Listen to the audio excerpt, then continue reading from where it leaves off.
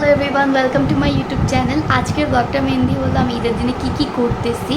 আর ব্লগের শুরুতে সবাইকে ঈদ মোবারক।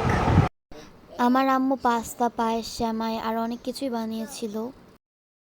তো গাইস, এখন আমি আমার একটা ফুপুর বাসায় যাবো। আমার ফুপুর বাসা থেকে আসি, তারপর আবার দেখা হবে।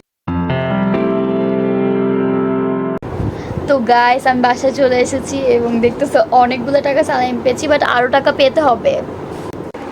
তো তোমাদের সাথে আবার একটু পরে দেখা হচ্ছে। তো আমি এখন চলে এসেছি আমি আমার দাদার বাসায়। অ্যান্ড এরা হলো আমার ছোট ফুপু অ্যান্ড ফুপ্পা। আমরা সবাই মিলে অনেক এনজয় করেছিলাম, তাই ব্লগটা কন্টিনিউ করতে পারিনি। তো গাইস, আমি বাসায় চলে এসেছি। আসলে ওখানে আমি লাস্টে ব্লগটা কন্টিনিউ করতে পারিনি, কারণ সবাই মিলে গল্প করছিলাম, আমার মনেই ছিল না।